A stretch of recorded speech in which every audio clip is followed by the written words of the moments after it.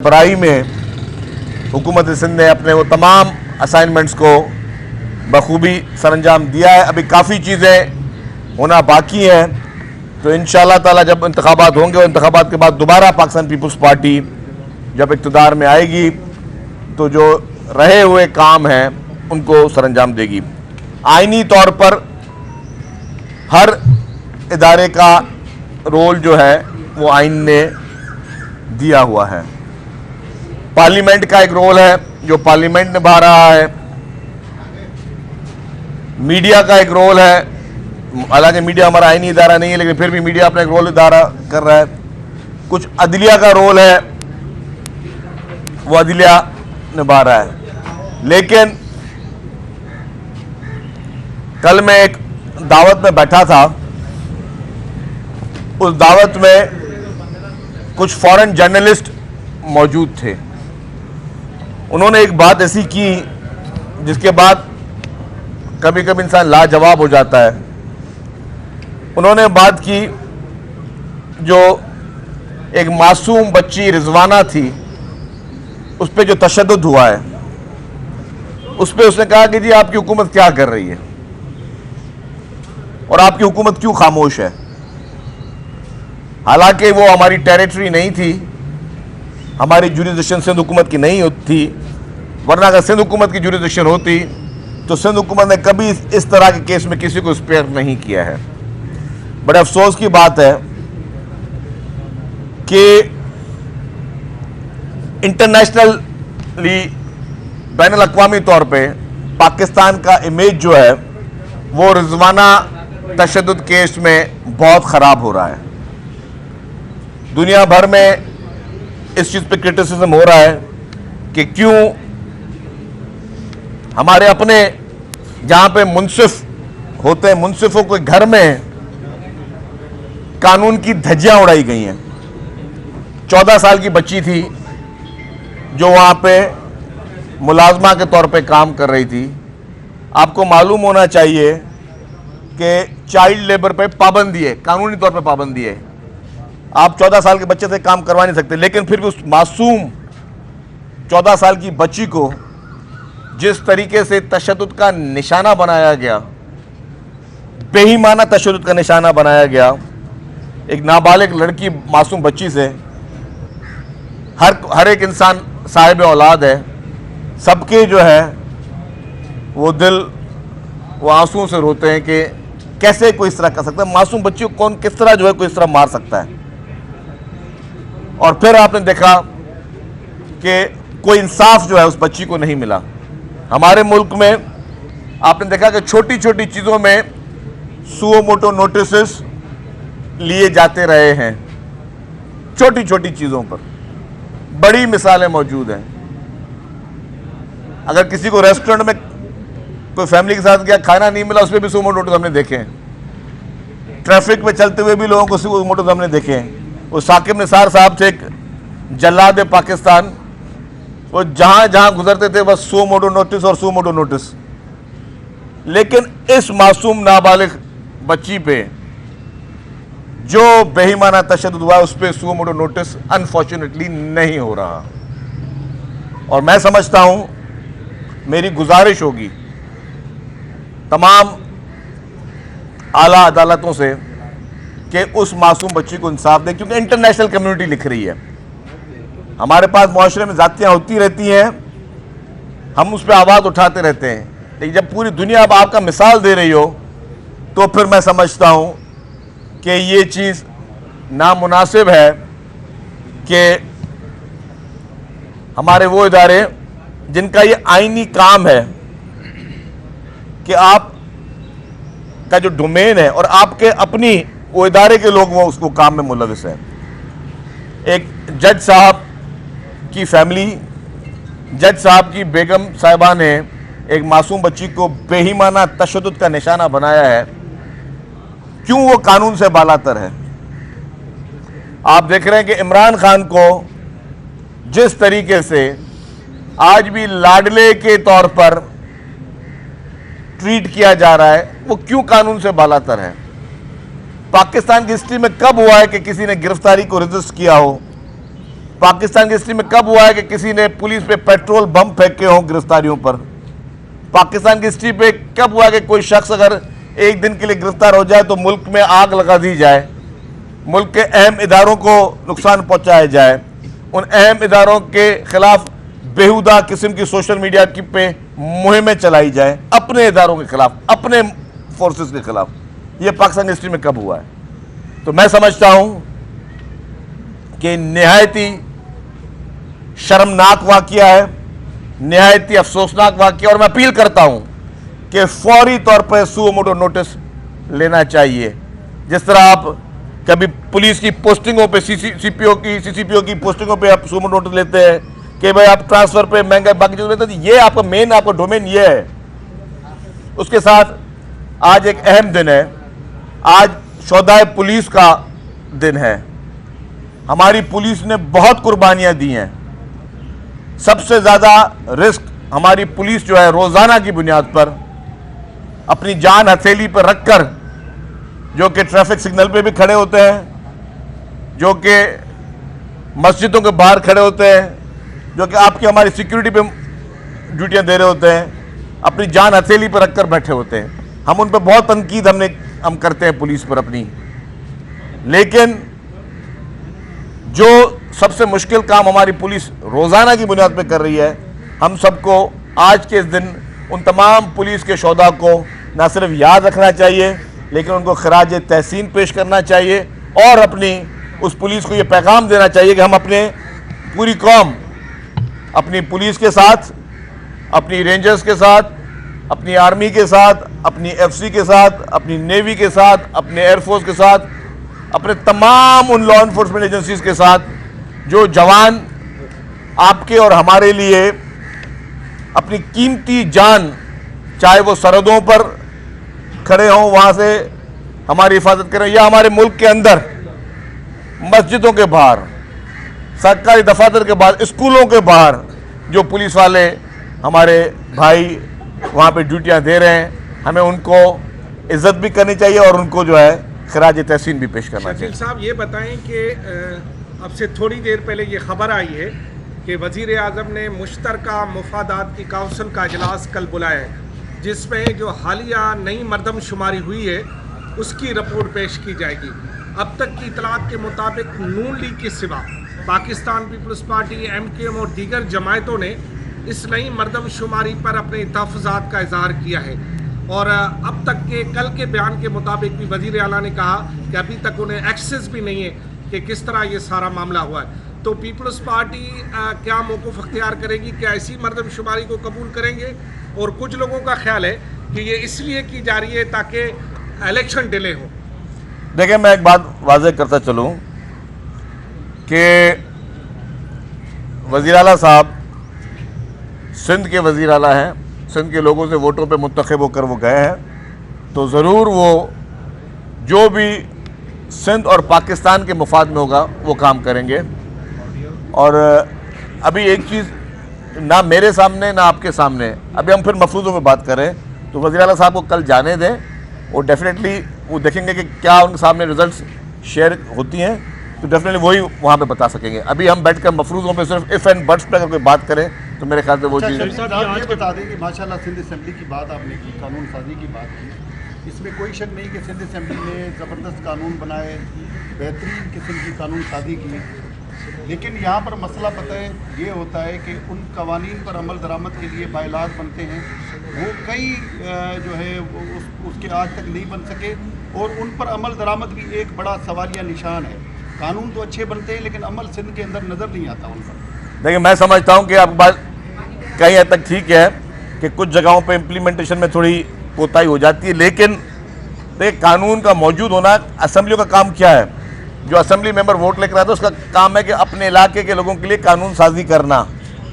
हमारे पास आपकी journalist safety के बिल्स भी इसी असेंबली ने पास किए, हमारे पास चाइल्ड लेबर पे, ख़वातीन को एम्पावरमेंट करने पे बिल भी सिंध असेंबली ने पास किए। हमारे पास बहुत ही इंपॉर्टेंट कानून साजियाँ की गई हैं और उसमें मैं समझता हूँ 90% पे अमल दरामद हुआ। अगर कहीं 5-10% रह गए हैं तो डेफिनेटली हुकूमत का काम है और उन इदारों का काम है कि जो कानून साजी की जाए, जो कानून बनाए जाए, उस पर मनोमन अमल किया जाए ताकि लोगों को उसके समरात दिए जाए। आपके स्टूडेंट्स यूनियंस पे पाबंदी भी जो है वो इसी असेंबली ने जो है उस पर बिल पास किया। तो अल्हम्दुलिल्लाह मैं कह रहा हूँ कि कुछ चीज़ें जो रह गई हैं उनको भी हुकूमत जो है वो अवलीन तरजीह के साहब ये बताइएगा कि आज में जेयूआई ने बहुत बड़ा जो है वो पावर शो किया है। सिंध कहाँ पे? पीपल्स पार्टी पीपल्स पार्टी सिंध हुकूमत क्यों ऐसे मौके फराहम करती है मुखालफिन? देखिए मेरी बात सुने, ये कारूंजर का मैं एमपी रह चुका हूँ, कारूंजर का ये एमपी मेरे साथ खड़ा हुआ है, सुमरो साहब, ठीक है ना। तो ये पीपल्स पार्टी ने पहले ही कह दिया है कि कारूंजर जबल को कोई नुकसान नहीं पहुंचाने देंगे, उसकी हिफाजत को नुकसान नहीं पहुंचाएंगे। लेकिन हाँ, जिन लोगों को और कोई मुद्दा मिलेगा नहीं तो वो सियासत करने के लिए कोई कहाँ पहुंच जाए। चलो इसी बहाने से कुछ साहबान कारूंजर जबल घूम के आ गए, ठीक है, वहाँ कहीं खाना खाया होगा, किसी होटल में कोई उन्होंने चाय वाय पी होगी, तो अच्छा है कारूंजर के लोगों के लिए कोई और अच्छे मौके मिले। इसी तरह ये मुस्तकिल तौर पर जाएँ, ये सिर्फ सियासत चमकाने के लिए पार्टियाँ वहाँ ना जाएँ, मुस्तकिल तौर पर कारूंजर जाए। कारूंजर जो है वो सिंध का दिल है। मैं ऐड करूँ? हाँ जी सुमरो साहब, थैंक यू। देखें कारूंजर पे जैसे आपने बात की, तो जो सबसे इम्पॉर्टेंट बात है कि जैसे शर्जील साहब ने कहा कि गवर्नमेंट ऑफ सिंध ने किस तरह से उसकी प्रिजर्वेशन की बात तो जैसे आपने कही, लेकिन हमने उसको उस प्रिजर्वेशन को रखते हुए हमने वहाँ पर अपॉर्चुनिटीज़ जो इन टर्म्स ऑफ इकोनॉमिक जो हैं वो क्रिएट की हैं। मिसाल के तौर पर हमने वहाँ पर 49 स्मॉल डैम्स जो प्रेसिडेंट जरदारी साहब का ने इनिशिएट किया था 2008 में, पिछले सिर्फ 5 साल के टेन्योर में 38 के करीब कंप्लीट हुए हैं और 6 आर अंडर कंस्ट्रक्शन। और नंबर दूसरी बात सर, उससे तकरीबन कोई 27 से 28 हज़ार एकड़ फिट पानी स्टोर हुआ है। वो चीज़ वो क्या कर रहा है कि वो आपकी जो लोकल वहाँ पर लैंड है उसको लोग कल्टीवेट कर रहे हैं और उससे फसलें ले रहे हैं। तो इसका मतलब क्या है कि जो फूड सिक्योरिटी का जो चैलेंज है थर के अंदर, हम उसको भी उसी के साथ एड्रेस कर रहे हैं। पानी आपका क्लीन ड्रिंकिंग वाटर जो अंडरग्राउंड सीपेज होकर सेटल होता है या उसी स्मॉल डैम के ज़रिए आपके मुख्तलिफ गाँव को जो है वो पाइपलाइन के थ्रू भेज रहे हैं। तो इसका मतलब ये है कि हमने वो इकोनॉमिक अपॉर्चुनिटी ऑलरेडी वहाँ क्रिएट की है, और प्लस जो प्रिजर्वेशन के पॉइंट ऑफ व्यू से हेरिटेज पार्ट हो, आपकी वाइल्ड लाइफ सेंचुरी का पार्ट हो, आपकी फॉरेस्ट्री का पार्ट हो, वो भी उसी का हिस्सा है। तीसरी बात यह है कि this is part of the run of Ramsar जो डिक्लेयर्ड साइट्स हैं, run of Kutch is part of it. तो रन ऑफ कच्छ और जैसे नरडी लेक, उसके ऊपर यूनाइटेड नेशन एनवायरनमेंट प्रोग्राम वाले भी अपना एक जो है वो प्रोग्राम लेके आ रहे हैं। सो सिंध के लोगों को उस पॉइंट ऑफ व्यू से कभी भी जो है वो परेशानी नहीं होनी चाहिए कि सिंध गवर्नमेंट इज़ देयर, वो अपने जो हेरिटेज है अपने जो कल्चरल साइट्स है टेंजिबल और इनटेंजिबल, उसको ना सिर्फ प्रोटेक्ट करेंगे, प्रिजर्व करेंगे, और उससे जो अपॉर्चुनिटीज़ जो उसके अलावा हो सकती हैं, पॉसिबल हो सकती हैं, उसको हमने एक्सप्लोर किया, फर्दर भी करेंगे। ये बता दीजिएगा, अभी आपने कहा चेयरमैन पीटीआई जो है अभी तक उसको लाटने का सिद्ध होगा, तो वो जो नेक्सिस है वो पुराने नेक्सिस के अभी तक उसके कुछ ताने बाने उसके खान साहब के साथ हैं। अगर वो पुराने ताने बाने जो चल रहे हैं अभी तक उनके साथ, तो वो एक्सपोज क्यों नहीं होते, सिवाय अदलिया पे ही निशाना बनाया जाता है। दूसरी बात सर, लास्ट क्वेश्चन ये, अमन मान के हवाले से आप देखा कि पुलिस ने कुर्बानी दी, या लाखों की तादाद में गैर कानूनी कारकुन खासतौर पर अफवान होते हैं, ये तो हम निकाल सकते हैं, इनको तो हटा सकते हैं, ये क्यों नहीं करता है? देखिए जी, 2 चीज़ आपने कही। पहले आपने इमरान खान के बारे में कही। देखिए मैंने कहा कि जो वो लाडला है उसके लिए साथ स्पेशल ट्रीटमेंट है। आपने देखा होगा हम सब ने जूते खाए इस मुल्क में, हम सब ने मारे खाई हैं, हमने कभी कानून को अपने हाथ में नहीं लिया, कभी किसी इदारे पे उंगली नहीं उठाई, कभी खुदा ना खास्ता हमने ये कोशिश नहीं की कि जी हम इदारों को मुतनाज़ बनाएं। यहाँ पे उस शख्स ने हर रेड लाइन पाकिस्तान की उबूर की है, लेकिन आज दिन तक वो प्रोटेक्टेड है। जहाँ तक आपने अफगान तारीख वतन की बात की, लेकिन इलीगली यहाँ पे लोग के आने के लिए इसके लिए इदारा एक है नारा मौजूद। अनफॉर्चुनेट नारा अपना काम नहीं कर रहा सही तरीके से, और जो भी इलीगली यहाँ पे आता है, चाहे वो अफगानी हो कोई भी कौम का हो, उसके लिए कानून मौजूद है, कानून पर ऐसे लोगों को गिरफ्तार करके फिर भेजती है, डिपोर्ट करती है, तो उसके लिए काम हो रहा है। लेकिन इतनी बड़ी तादाद में है कि हमारी पुलिसिंग करे और ये भी साथ काम करे, डेफिनेटली ये पुलिस के लिए चैलेंज है। लेकिन जो नारा डिपार्टमेंट है उसको अपने आप फाल होना चाहिए, और जो जितने भी गैर मुल्की तारिकीन वतन है उनको यहाँ पे नहीं होना चाहिए। सर ये बताइएगा कि आज आप ये कहा जा रहा है कि इलेक्शन जो है वो नवंबर तो छोड़े फरवरी मार्च में भी नहीं होंगे और साल 1.5 साल का गैप आने का इम्कान है, तो क्या हम फिर देखेंगे 3 महीने बाद शर्जील मेमन सड़कों पर होगा और इलेक्शन ना करवाने वालों के खिलाफ एहतजाज करेगा? आप फिर मफरूजों पे सवाल कर रहे हैं। नहीं, हकीकत में बदल जाए। अच्छा मेरी बात, आप मफरूजों पे सवाल कर रहे हैं, आप कौन से चैनल से हैं?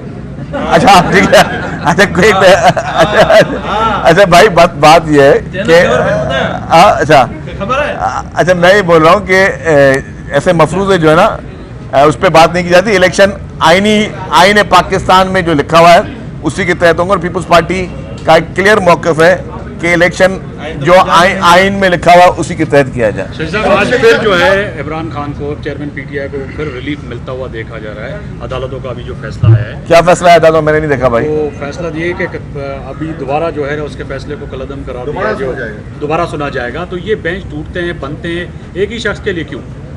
देखिए यही तो बात है ना कि इसका तोशा खाना समेत हर केस ब्लैक एंड वाइट में है, लेकिन रिलीफ पे रिलीफ और रिलीफ पे रिलीफ और रिलीफ पे रिलीफ।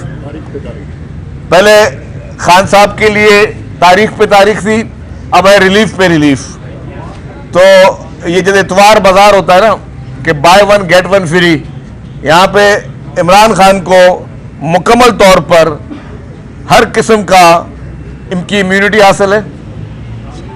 देखिए मैंने आपको बताया कैपिटल हिल वाकया अमेरिका में हुआ था, 25 साल लोगों को सजाएं मिली हैं वहां पे, कैपिटल हिल वाकये पे, कानून को हाथ में लेने पे।